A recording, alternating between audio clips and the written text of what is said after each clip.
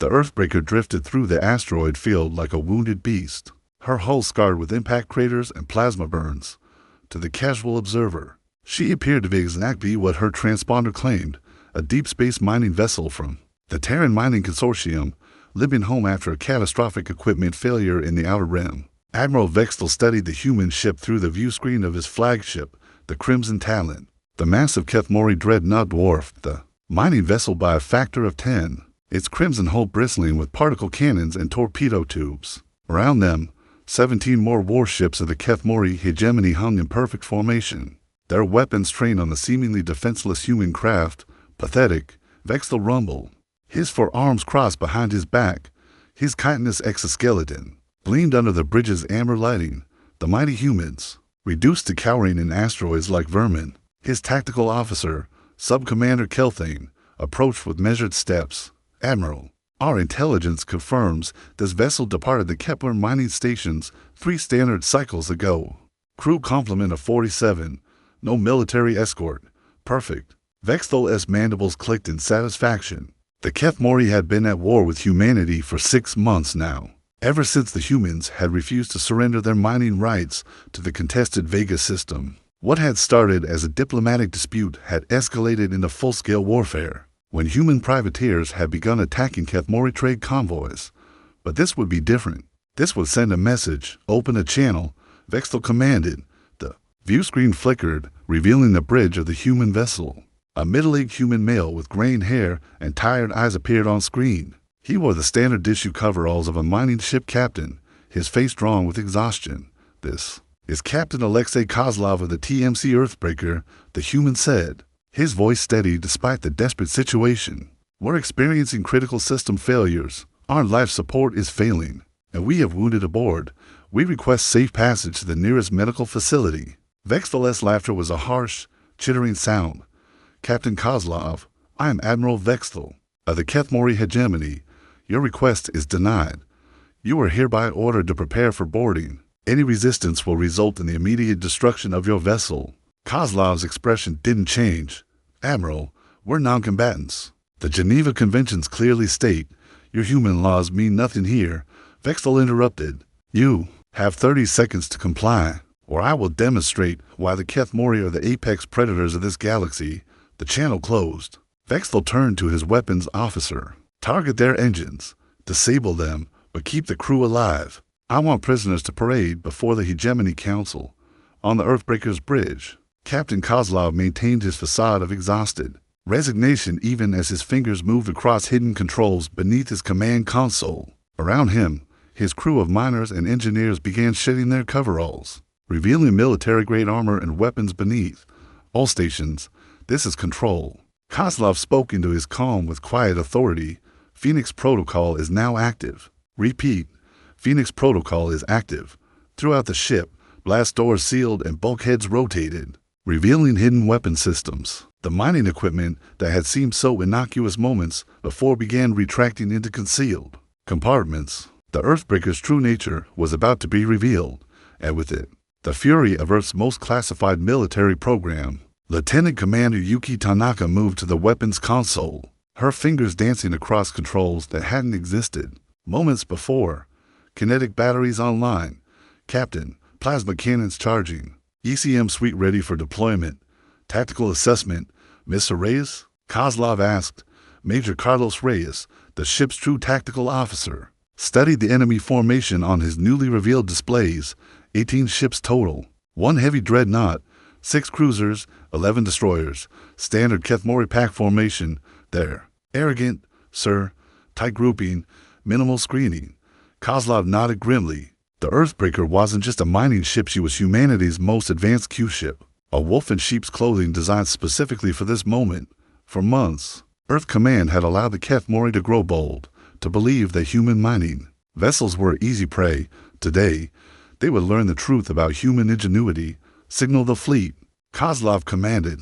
Tell Admiral Morrison we have them exactly where we want them. In the depths of the asteroid field, 17 more mining vessels began powering up weapons that shouldn't exist, while a battle group of proper human warships moved into position beyond sensor range. The trap was set, and the Kethmori had walked directly into it. The war was about to take a very different turn. The first salvo from the HFY fleet lit up space like a miniature star-going nova. Crimson particle beams and azure plasma torpedoes streaked toward the Earthbreaker, converging on what should have been a helpless target.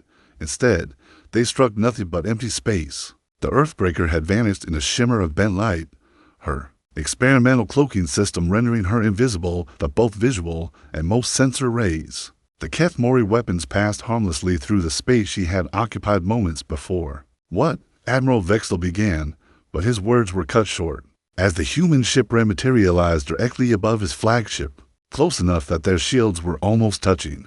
"Now," Captain Kozlov said quietly, the Earthbreaker's hull erupted in weapons fire. Concealed kinetic cannons hurled depleted uranium slugs at relativistic speeds into the Crimson Talon's upper armor. Plasma cannons, their signatures masked until this moment, carved molten furrows across the dreadnought's superstructure. Most devastating of all, a series of shaped nuclear charges disguised as mining demolition equipment detonated. Against the flagship's shield generators, the Crimson Talon reeled under the assault, her shields fluctuating wildly as power conduits overloaded throughout the ship. Emergency alarms wailed across her bridge as damage reports flooded in. "Shields down to 30%, Sub-Commander Kelthane reported, his voice tight with shock. "Hull breaches on decks 7 through 12. Engineering reports massive power fluctuations." Admiral Vexel's mandibles clicked rapidly, a sign of extreme agitation among his species. "Impossible. It's a mining ship. It was a mining ship," came Kozlov's voice over the comm, his earlier exhaustion replaced by cold professionalism. "Now it's your worst nightmare."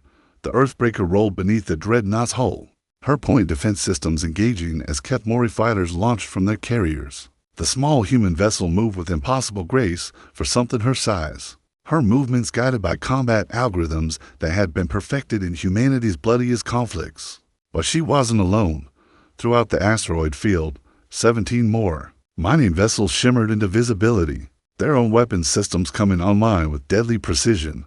The Iron Mule, Copper Strike, Silver Bullet, each one a masterpiece of human military deception, each one targeting a different ship in the HFY formation, multiple contacts. The Crimson Talon sensor operator called out, 18 vessels, all matching human mining ship configurations, but the energy signatures are military grade. Vexel finished grimly. He turned to his communications officer, "Signal the fleet. Combat spread formation." "We've been deceived, but it was too late for textbook maneuvers." The human Q-ships had positioned themselves perfectly, using the asteroids as cover while they targeted the most vulnerable points of each HFY vessel. The battle became a deadly game of cat and mouse among the tumbling rocks, with the humans using their superior maneuverability and intimate knowledge of the field to devastating effect. The destroyer Killing Edge tried to break away from the formation, only to find the Silver Bullet waiting in ambush behind a massive asteroid. The human ship's kinetic cannon spoke with mechanical precision, punching through the destroyer's engines and leaving her dead in space. The Silver Bullet didn't stay to finish her off. She was already moving to her next target, on the Earthbreaker. Lieutenant Commander Tanaka coordinated the ship's weapons with surgical precision. "Target the cruiser Blood Drinker. She's trying to get a firing solution on the Copper Strike." "Understood," Major Reyes replied from his position at the tactical console. "Firing solution locked. Nuclear torpedoes away." The torpedo tubes hidden in what appeared to be ore processing equipment spat their deadly cargo into space. The missiles, painted to look like mining charges, streaked toward their target while transmitting false IFF signals. The Blood Drinkers' point defense systems ignored them completely until it was too late. The explosions tore the cruiser's port side apart, venting atmosphere and crew into the vacuum. She listed heavily to starboard, her weapon systems cycling offline as power conduits severed throughout her hull. But the HFY weren't helpless, trained warriors of a predator species. They adapted quickly to the changing situation. The dreadnought Crimson Talon brought her massive guns to bear on the Earthbreaker, forcing the human Q-ship to take cover behind a kilometer-wide asteroid. "They're learning," Kozlov observed as particle beams carved chunks from their makeshift shelter. Time to even the odds further, he activated a final hidden system, one that not even his crew knew about. Deep in the asteroid field, a dozen automated weapon platforms disguised as mining equipment came online. Each one was armed with a single devastating surprise, a human-manufactured antimatter warhead. The platforms began their terminal attack runs, their simple AI guidance systems locked onto the largest HFY vessels. Admiral Vextel's species had never encountered antimatter weapons. Humanity had kept that particular innovation very, very secret. The first platform struck the cruiser Bone Reaper amidships. The antimatter containment field collapsed on impact, releasing forces that briefly rivaled the output of a small star. The cruiser simply ceased to exist, replaced by an expanding sphere of pure energy that claimed the nearby destroyers in the blast. Space fell silent for a moment as both sides absorbed what had just happened. Then Admiral Vextel's voice cut across all frequencies, filled with a mixture of rage and newfound respect. "Clever humans, you fight like true predators." His mandibles clicked in what might have been approval. "But you have made one crucial error." "What's that?" Kozlov asked. "You assume we came alone." The new contacts appeared on sensors like ghosts materializing from hyperspace. 36 additional HFY warships dropped out of FTL at the edge of the asteroid field, their arrival timed with military precision. Admiral Vextel had been more cunning than the humans had anticipated. The original 18 ships had been bait, designed to draw out whatever trap the humans had prepared. "Reinforcements incoming," Major Reyes reported, his voice tight with controlled tension. 6 heavy cruisers, 12 light cruisers, 18 destroyers. "They're moving to encircle the field." Captain Kozlov studied the tactical display with growing concern. The odds had just shifted dramatically against them. The Q ships were deadly in ambush, but they were still vastly outnumbered and outgunned by a conventional fleet. "Signal Admiral Morrison," he ordered. "Tell him we need that battle group now." "No response, sir," came the reply from communications. "They're being jammed. The new arrivals are broadcasting some kind of hyperspace interference pattern." The Earthbreaker shuddered as a spread of plasma torpedoes detonated against the asteroid. They were using for cover. Chunks of rock the size of buildings tumbled past the view screen, some still glowing from the impact. "Sir," Lieutenant Commander Tanaka called out, "the Iron Mule is reporting critical damage. She took a direct hit from that dreadnought's main battery. Captain Okafor says they've lost main power and half their weapon systems." The situation was deteriorating rapidly. The HFY reinforcements were systematically destroying the asteroids the human Q ships were using for cover, while simultaneously tightening their encirclement. What had begun as a perfectly executed ambush was becoming a death trap. "Earthbreaker, this is Admiral Vextel," came the transmission from the HFY flagship. "You have fought with honor, but the battle is over. Surrender now, and I will grant your crew swift deaths." "Counteroffer," Kozlov replied calmly. "Go to hell." He cut the transmission and turned to his crew. "Tactical assessment, Mr. Reyes?" "Not good, sir.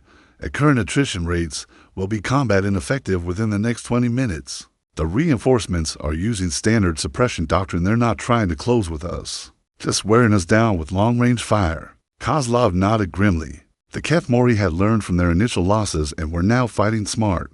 But humanity hadn't survived this long by giving up when the odds turned against them. "What's the status on the hidden weapon platforms?" 7 remaining, sir. The HFY have identified them as threats and are prioritizing their destruction. "And the mining charges we seeded throughout the field?" Major Reyes paused, consulting his tactical display, still in position and undetected. "But sir, the yield won't be enough to significantly damage their capital ships, not individually." Kozlov agreed. "But what if we detonated them all simultaneously?" The bridge fell silent as the implications sank in. The Earthbreaker and her sister ships had spent weeks seeding the asteroid field with mining charges, ostensibly for their cover story, but actually as part of an even deeper deception. There were hundreds of them scattered throughout the field, each one a small nuclear device designed to shatter asteroids for easier processing. "Sir," Tanaka said carefully, "that would destabilize the entire field. The cascade effects alone would turn every asteroid in a 50-kilometer radius into relativistic projectiles." Kozlov finished. "I know. It's a suicide run," Reyes observed. "We'd never survive the blast. Ourselves, maybe, but neither would they." Kozlov looked around at his crew, good people who had volunteered for this mission, knowing it might be one way. "I won't order anyone to stay. Take the escape pods if you want, but I'm seeing this through." Nobody moved. After a moment, Tanaka spoke for all of them. "Where you go, we go, Captain." Kozlov felt a surge of pride in his chest. This was why humanity would win this war, eventually. Not because they were stronger or smarter than their enemies, but because when the chips were down, they stood together. Begin the countdown sequence. Set it for 10 minutes. As his crew worked to implement the desperate plan, Kozlov opened a channel to the surviving Q-ships. All vessels, this is Control. We're initiating Protocol Omega. I repeat, Protocol Omega. There was silence for a moment. Then Captain Okafor's voice came through from the damaged Iron Mule. Understood. Control. It's been an honor serving with you. Similar acknowledgments came from the other ships. They all knew what Protocol Omega meant: the complete destruction of the battlefield, with no survivors on either side. But as the countdown reached the 7-minute mark, something unexpected happened. The hyperspace jamming suddenly ceased, and Admiral Morrison's voice cut through the static. Earthbreaker, this is Morrison. Sorry we're late to the party. On the edge of the system, 30 human warships dropped out of hyperspace. But these weren't the standard frigates and destroyers that made up most of humanity's fleet. These were the ships Earth Command had been building in secret dreadnoughts that matched anything the Keth Mori could field, armed with weapons that pushed the boundaries of known physics. The tide of battle was about to turn once again. Cancel Protocol Omega, Kozlov ordered, relief flooding through him. All ships, prepare for Phase 2 of the operation. Admiral Vexel watched the new arrivals on his tactical display, his mandibles clicking rapidly. He had thought himself clever, but the humans had been playing a deeper game all along. The Q-ships hadn't been the real trap, they had been bait to draw out the Keth Mori reserves. Now both fleets were committed, and the real battle was about to begin. The space between the asteroid field and the outer system became a killing ground, as Admiral Morrison's battle group engaged the Keth Mori reinforcements at maximum range. The human dreadnoughts Vengeful Spirit and Iron Hammer opened fire with weapons that shouldn't have existed: particle accelerators that fired streams of exotic matter at near-light speed, creating tears in space-time itself. The Keth Mori Heavy Cruiser Void Stalker was the first to experience humanity's newest innovation. The exotic matter beam struck her forward armor and simply erased it. A perfect sphere of nothingness appeared in the cruiser's bow, growing larger as it consumed everything it touched. The ship's superstructure folded in on itself before the containment field finally collapsed, leaving twisted wreckage spinning into the void. Sweet Mother of God, whispered Ensign Rivera from the Earthbreaker's sensor station. What kind of weapon was that? The kind that wins wars, Captain Kozlov replied grimly. But his satisfaction was short-lived, as the Keth Mori responded with devastating efficiency. Admiral Vexel had not survived a dozen campaigns by being predictable. While his outer formations engaged Morrison's dreadnoughts, he ordered his original fleet to press their attack on the Q-ships with renewed fury. If the humans wanted a war of annihilation, he would give them one. All ships, close with the mining vessels, he commanded, ramming speed, tear them apart. The Crimson Talon led the charge, her massive bulk accelerating toward the Earthbreaker with engines screaming at maximum burn. Particle beams from her forward batteries swept the space ahead, vaporizing asteroids and forcing the human Q-ship to abandon her cover. He's going for a collision course, Major Reyes called out. Impact in 40 seconds. Kozlov's mind raced through their options. The Earthbreaker was fast for her size, but she couldn't outrun a ship with 3 times her engine capacity, and with the Keth Mori reinforcements keeping Morrison's fleet busy. Help wasn't coming. All power to forward shields, he ordered. Tanaka, I need everything our weapons can give me. Target their bridge, sir. At this range, do it. The Earthbreaker turned to face her charging nemesis head-on, her concealed weapons rotating to bear on the approaching dreadnought. It was a scene from humanity's oldest myths, David facing Goliath with nothing but courage and a stone. But humanity had always been very good at making better stones. The kinetic cannons fired in perfect synchronization, hurling depleted uranium slugs at the Crimson Talon's command tower. Most of the shots scattered harmlessly against the dreadnought's shields, but 3 found their mark. The bridge's armored viewport shattered, venting atmosphere and sending Admiral Vexel tactical displays into chaos. The Crimson Talon struck the Earthbreaker at ramming speed. The collision was apocalyptic. The Q-ship's forward sections crumpled like paper, while the dreadnought's reinforced prow carved deep into her hull. But Kozlov had planned for this possibility. The Earthbreaker's true surprise wasn't her weapons or her speed. It was the fact that she was rigged to explode, overload the antimatter containment, Kozlov shouted over the screaming of tortured metal. All hands, brace for, the Earthbreaker went nova. Her antimatter fuel supply annihilating itself in a controlled explosion.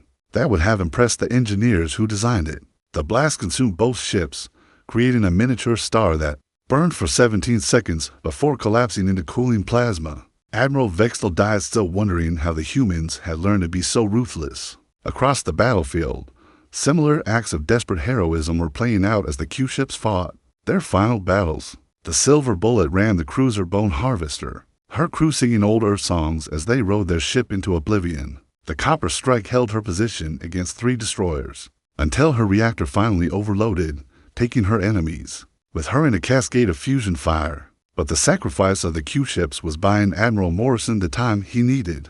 His dreadnoughts were systematically dismantling the Keth Mori reinforcements, their exotic matter weapons carving through enemy formations like sets through wheat. The destroyer Night Terror simply ceased to exist when caught in the cascading exotic matter reaction. The heavy cruiser Painbringer folded in on herself as space-time twisted around her hull. "Admiral," called out Commander Sarah Blackthorne. From the Vengeful Spirit's tactical station, we're detecting massive power fluctuations from the Keth Mori flagship. She's charging some kind of super weapon. Morrison studied the readings with growing alarm. The Crimson Talon might be gone, but her sister ship Blood Sovereign was preparing to unleash something that made their previous weapons look like toys. Analysis? He demanded. "It's a planet killer, sir. Some kind of antimatter torpedo with a stellar core warhead. If they fire that thing at Earth, Morrison didn't need her to finish." The Keth Mori were escalating to genocide if they couldn't win this battle. They would ensure humanity died with them. "All ships, priority target the Blood Sovereign. Everything we have, right now." The human fleet turned its collective fury on the massive dreadnought, exotic matter beams and kinetic slugs converging on her hull.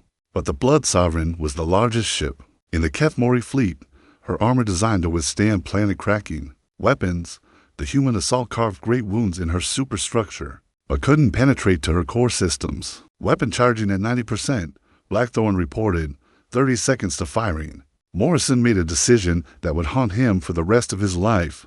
"Signal the Iron Hammer. Tell Captain John to ram her." "Sir, do it." "That's an order." The Iron Hammer acknowledged without hesitation, her captain understanding what was being asked of him. The human dreadnought turned toward the Blood Sovereign. Her engines pushed beyond their design limits as she built up the velocity needed for a killing blow. She struck the Keth Mori flagship amidships just as the planet killer reached full charge. The resulting explosion was visible from 3 systems away, a brief, brilliant star that marked the funeral pyre of 2,000 brave souls from both species. When the light faded, the Blood Sovereign was gone, and with her died the Keth Mori's last hope of victory. The death of the Blood Sovereign sent shockwaves through the remaining Keth Mori fleet, but rather than breaking their will to fight, it ignited something primal in the warrior species. Sub-Admiral Kethver, now the senior surviving commander, broadcast a challenge that reached every ship in both fleets. "Humans, you fight like the Death Seekers of ancient legend. Very well, we shall give you the ending you deserve." What followed was not warfare, but mutual annihilation on a scale that would be remembered for centuries. The Keth Mori abandoned all tactical doctrine and threw themselves at the human fleet with suicidal fury, determined to drag as many enemies as possible into death with them. The heavy cruiser Skulltaker accelerated directly toward Admiral Morrison's flagship Vengeful Spirit, her crew chanting death songs over open channels. The human dreadnought's exotic matter cannons carved through the cruiser's forward sections, but momentum carried the dying ship forward until it struck the Vengeful Spirit's port flank. The collision breached both vessels' hulls simultaneously.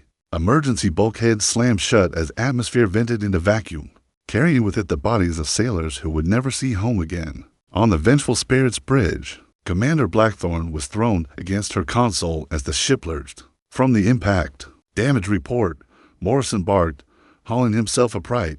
"Port armor compromised, sir. We've lost sections 12 through 16. Engineering reports primary power coupling is severed switching to auxiliaries, but there was no time to assess the damage properly. 3 Keth Mori destroyers were already closing on their wounded flagship, their weapons charging for killing shots. The Righteous Fury and Terra's Wrath moved to intercept, their kinetic batteries speaking in mechanical thunder. The destroyer Pain Dealer took a direct hit from a depleted uranium slug. Traveling at 20% of light speed, the kinetic energy transfer was catastrophic. The ship simply disintegrated, her hull plating becoming an expanding cloud of superheated metal. But her sister ships pressed on, their particle beams carving molten trenches across the human frigate's armor. Captain Elena Vasquez fought her ship with desperate skill as the Terra's Wrath duel. With the destroyer Bone Chisel at point-blank range, the two vessels circled each other like ancient sailing ships, trading devastating broadsides that left both craft bleeding atmosphere and plasma into the void. Forward batteries offline, her weapons officer reported. Hull breach on. Deck 7. Then we rammed the bastard, Vasquez snarled, all remaining power to engines. The Terra's Wrath struck the Bone Chisel at the junction of her engine pods, the impact driving both ships into a tumbling spiral. In the twisted wreckage of the destroyer's engineering section, containment fields failed and exotic matter began eating through the hull. Both ships died together, their crews' final transmissions lost in static across the battlefield. Similar scenes of desperate heroism and mutual destruction played out as the two fleets tore each other apart with mechanical precision. The human destroyer Plasma Storm traded her life for the Kethmori cruiser Flesh Render, both ships vanishing in a cascade of fusion fire. The frigate Steel Hurricane held her position against impossible odds, her guns firing until her magazines were empty, and her crew fought with sidearms in the corridors. Sub-Admiral Kethver, commanding from the cruiser Death's Edge, watched his fleet dying around him with something approaching admiration for his enemies. The humans fought with a combination of tactical brilliance and berserker fury that reminded him of his own species' greatest warriors. Signal all ships, he commanded. Final assault formation, we end this now. The surviving Kethmori vessels 12 ships out of the original 54 formed a spearhead aimed directly at Admiral Morrison's remaining dreadnoughts. They would break the human battle line or die in the attempt. Morrison recognized the formation and made his own desperate calculation. His fleet was down to 8 ships, most of them damaged, but they still had one advantage the Kethmori didn't know about. Signal to Absolute Zero, he ordered. Tell Captain Park to activate the prototype. Deep in the human formation, the experimental ship Absolute Zero began charging a weapon that existed only in theoretical physics journals. The zero-point energy manipulator was humanity's most closely guarded secret, a device that could theoretically create localized zones where the fundamental forces of physics simply stopped working. As the Kethmori spearhead closed the weapon's range, Captain Park spoke a single word: fire. Space itself seemed to hiccup. A sphere of absolute nothingness expanded from the Absolute Zero, growing until it encompassed 3 Kethmori ships. They didn't explode or disintegrate, they simply ceased to exist, erased from reality as completely as if they had never been built. But the weapon's power requirements were enormous. The Absolute Zero went dark as her reactors overloaded, leaving her drifting dead in space, and there were still 9 Kethmori ships in the charge, their weapons firing at point-blank range into the human formation. The frigate Lightning Strike took a direct hit from a particle cannon and broke apart, her forward section spinning away in a cloud of debris and frozen atmosphere. The destroyer Thunderchild lasted longer, her guns firing even as plasma torpedoes burned through her hull plating. Sub-Admiral Kethver's flagship reached the Vengeful Spirit and opened fire with everything she had, particle beams and plasma. Cannons hammered the human dreadnought shields, overloading generators and setting fires throughout her superstructure. But Morrison's ship gave as good as she got, her exotic matter cannons tearing great wounds in the Death's Edge. The two flagships circled each other in a deadly dance, their weapons creating brief stars as they overloaded and exploded. Both ships were dying, their hulls breached in dozens of places, their crews fighting fires and decompression even as they served their guns. Finally, inevitably, both ships' reactors reached critical overload simultaneously. The explosion, when they went off together, was visible from the edge of the system, a brief, brilliant flower of destruction that marked the end of 2 proud vessels and their equally proud crews. When the plasma clouds finally dissipated, only 6 ships remained in all of space around the asteroid field. 3 human, 3 Kethmori, all of them damaged beyond easy repair. The great battle was nearing its end, but the final act would be the bloodiest of all. In the eerie quiet that followed the destruction of both flagships, the surviving ships drifted through debris fields that had once been proud vessels and brave crews. The human destroyer Final Answer was the first to break the silence. Her acting captain, a young lieutenant, who had been a junior officer 12 hours ago. Transmitting on all frequencies. This is Lieutenant Nash aboard the final answer. 2. Any Kethmori ships receiving this transmission, we call for ceasefire to recover survivors. The response came from Sub-Commander Kelthane, now commanding the damaged cruiser Void Predator. His voice carried the weight of exhaustion and something that might have been respect. Lieutenant Nash, this is Sub-Commander Kelthane. We acknowledge your proposal. For 30 minutes, the ancient enemies worked side by side, pulling survivors from the wreckage of their respective fleets. Human rescue shuttles delivered Kethmori crew members to their ships, while Kethmori search vessels returned the favor. It was a scene that would have been impossible at the beginning of the war, natural enemies showing mercy to each other in the face of mutual destruction, but the respite was temporary. As the last survivor was pulled from the debris, both sides returned to their ships and prepared for the final act. Lieutenant Nash, a 23-year-old communications officer, who now found herself commanding humanity's most powerful remaining ship, studied her tactical display with grim determination. The final answer was barely operational. Her forward weapons were offline, her shields were failing, and half her crew was dead or wounded, but she still had her engines and her aft particle cannons. Across the void, Sub-Commander Kelthane faced a similar situation aboard the Void Predator. His ship was larger and potentially more powerful, but she had taken severe damage from Admiral Morrison's exotic matter weapons. Her main batteries were inoperative, and her hull was breached in 17 places. The other surviving ships were in even worse condition. The human frigate Last Light was missing her entire forward section, held together by emergency force fields and the will of her remaining crew. The Kethmori destroyer Swift Death was tumbling slowly, her engines destroyed and her crew working frantically to restore attitude control. It should have been over. Both fleets were shattered, their commanders dead, their mission parameters no longer relevant. A rational analysis would have suggested withdrawal and regrouping, but this was no longer about strategy or tactics. This was about honor, and neither species knew how to yield. Kethmori vessels, Nash transmitted, her young voice carrying the authority of command that had been thrust upon her. You have fought with courage, but this ends now. Surrender, and we will guarantee safe passage to your territory. Kelthane's laughter was bitter, but not without warmth.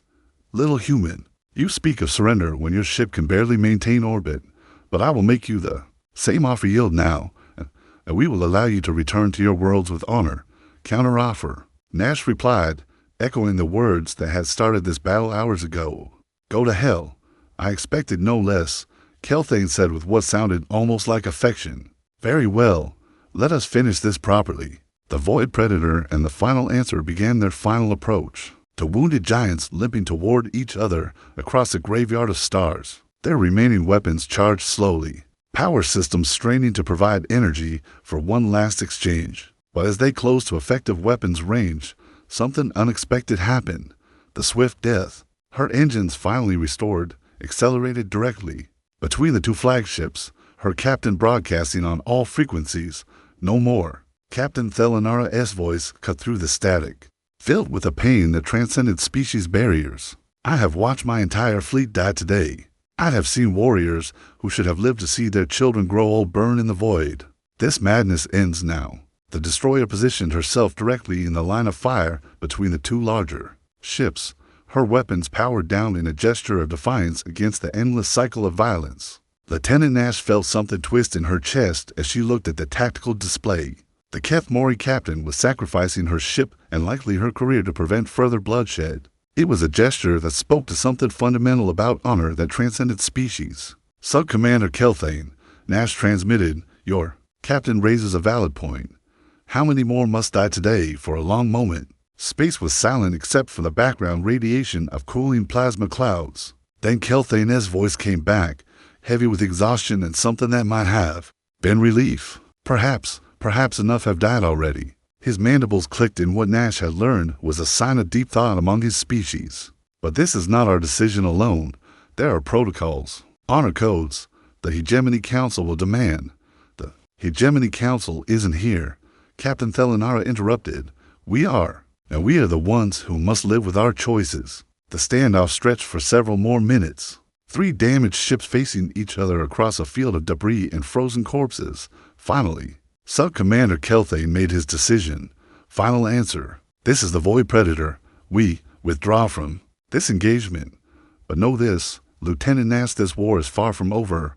We will meet again. Maybe, Nash replied. But when we do, I hope we'll both remember this moment. The HFY ships began withdrawing toward the edge of the system, their engines leaving trails of exotic particles in the vacuum. As they reached the hyperspace jump point, Sub-Commander Kelthane transmitted one final message. You fought well today, humans, like true warriors. It has been an education. Then they were gone, leaving the human survivors alone among the wreckage of the greatest space battle in recorded history. Lieutenant Nash slumped in her command chair, the weight of command and loss finally hitting her. Around her, the bridge crew, most of them as young and inexperienced as she was, began the grim task of damage assessment and casualty reports. Mom, reported Ensign Chan from the communication station. I'm picking up a transmission from Earth Command. Admiral Harrison wants a full tactical report.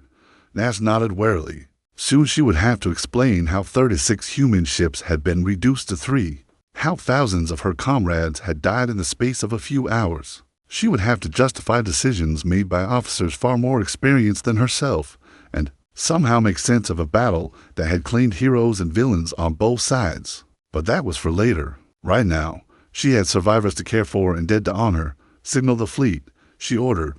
All ships prepare for SAR operations. No one gets left behind. As the final answer began searching the debris fields for escape pods and life signs, Nash found herself thinking about Captain Thelanara's words. Perhaps enough had died already. Perhaps it was time for both species to find a different way forward.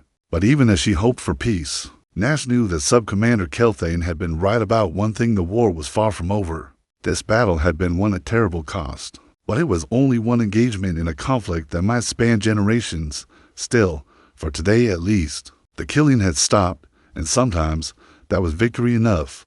3 months after the Battle of Kepler's Grave, as the engagement came to be known, Lieutenant Nash, now promoted to commander, stood before the Senate Defense Committee in Geneva. The chamber was packed with reporters, military officials, and family members of the fallen. Every word she spoke would be analyzed, debated, and remembered. Senators, she began, her voice steady despite the weight of the moment. I come before you not as a hero, but as a witness to both the cost of war and the possibility of something better. Senator Harrison, the committee chairman, leaned forward. Commander Nash, your tactical report indicates that the engagement could have been avoided entirely if Admiral Morrison had waited for additional reinforcements. Do you agree with that assessment? Nash chose her words carefully. The political implications of the battle were still being debated, with some calling Morrison a hero and others questioning his judgment. But she had been there. She had seen the impossible choices faced by commanders on both sides. Senator, Admiral Morrison was working with the intelligence available to him. The HFY had demonstrated a pattern of escalating aggression. If we had waited, there's no guarantee they wouldn't have brought an even larger fleet, or worse, decided to strike directly at Earth. But the losses, Senator Chen interjected. 33 ships destroyed, over 15,000 casualties. Was the tactical victory worth such a price? Nash was quiet for a moment, remembering the faces of crew members who hadn't made it home. Every life lost in that battle was precious, Senator. But I would ask you to consider what we learned from our enemy that day. She activated the holographic display in the center of the chamber, showing the tactical situation during the final moments of the battle.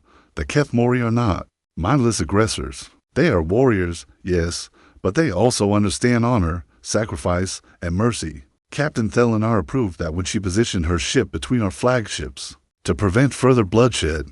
Are you suggesting we should negotiate with them? Senator Williams asked, his voice skeptical. I'm suggesting that 3 months ago, I would have said such a thing was impossible. But I was there when Sub-Commander Kelthane ordered his ships to help rescue our survivors. I watched natural enemies work together to save lives. That has to mean something. The hearing continued for another 2 hours, but Nash's words had already begun to shift the political landscape. Within weeks, her testimony would be quoted in diplomatic circles as evidence that a negotiated peace might be possible. But the real changes were happening far from Earth's political centers. On the HFY homeworld of Thakmer, Sub-Commander Kelthane faced his own tribunal. The War Council's chamber was a vast amphitheater carved from living rock, its walls lined with the skulls of ancient enemies. But today, The traditional symbols of conquest felt strangely hollow. Sub-Commander, High War Leader Vextol intoned, his voice echoing off the stone walls. You withdrew from battle with an enemy fleet that was clearly defeated. Explain this failure. Kelthane stood at attention in the center of the chamber, his chitinous armor gleaming under the harsh lights. High War Leader, the human fleet was not defeated. They had fought us to standstill, and both sides had lost the capacity for decisive action. Continuing the engagement would have served no tactical purpose. No tactical purpose. War Leader. Cthulhu stepped forward, his mandibles clicking in agitation. They had humiliated our fleet, destroyed our finest ships. Honor demanded we fight to the last breath, and what would that have accomplished? Kelthane asked, his voice calm but firm. More dead warriors, more ships reduced to scrap. I have read the tactical reports, War Leaders. The humans have capabilities we did not suspect. If we continue this war as we have been fighting it, we will lose. The chamber erupted in angry chittering, but High War Leader Vextol raised a hand for silence. Explain. The mining ships were actually warships in disguise. Their main fleet possessed weapons that could manipulate space-time itself, and their personnel. Kelthane paused, choosing his words carefully.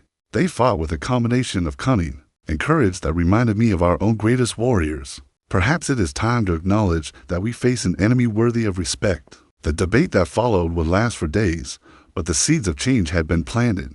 Within the Kethmori military hierarchy, a growing faction began to argue that the war was too costly to continue without achieving decisive strategic objectives. The real breakthrough came 6 months later, in a most unexpected place. The neutral trading station Meridian Point sat at the intersection of several major shipping routes, a place where different species mingled in pursuit of commerce.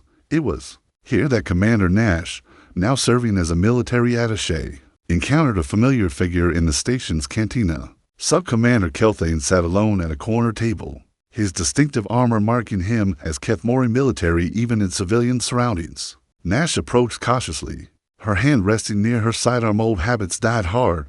Sub-Commander, she said formally, I didn't expect to see you here. Kelthane's head turned, his compound eyes focusing on her with what might have been surprise. Commander Nash, indeed, this meeting is unexpected. He gestured to the empty chair across from him. Will you join me? I find myself curious about something. Against every regulation in the book, Nash sat down. What's that? Your testimony before your Senate. I have read the transcripts. You spoke of honor and mercy, of the possibility that our species might find common ground. Do you truly believe this? Or was it merely political theater? Nash studied the alien warrior across from her. 3 scars ran across his exoskeleton, battle wounds that spoke of years of combat experience.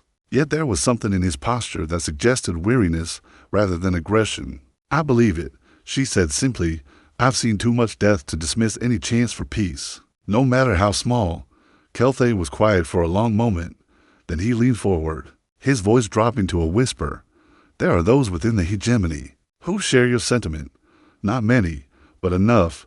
They believe this war serves no one's interests. And what do you believe? I believe, Kelthane said slowly, that Captain Thelanara showed more wisdom in that one moment than our war council has shown in 6 months of planning. He met her eyes directly. I believe that perhaps our species have more in common than either side wishes to admit. What followed was not a formal negotiation. Neither officer had the authority for that, but over the course of several hours, they sketched out the framework for what might become a lasting peace: prisoner exchanges, neutral zones, joint operations against common threats like the pirate clans that plagued both their territories. When they parted, both officers knew they were taking enormous risks. If their respective governments learned of this unauthorized contact, it could be seen as treason. But they also knew that sometimes peace required someone to take the first step into the unknown. The formal ceasefire was declared 8 months later, followed by a comprehensive peace treaty that established the framework for coexistence between